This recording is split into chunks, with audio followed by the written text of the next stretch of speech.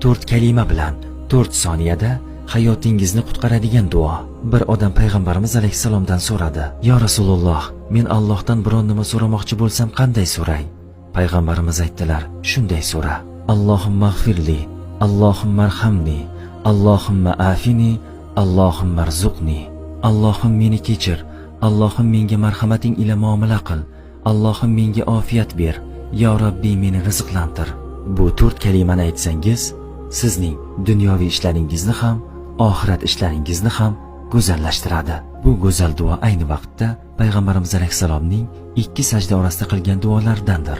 Bu duoni biz qachon, qanday qilamiz deganlarga javob bo'lsin.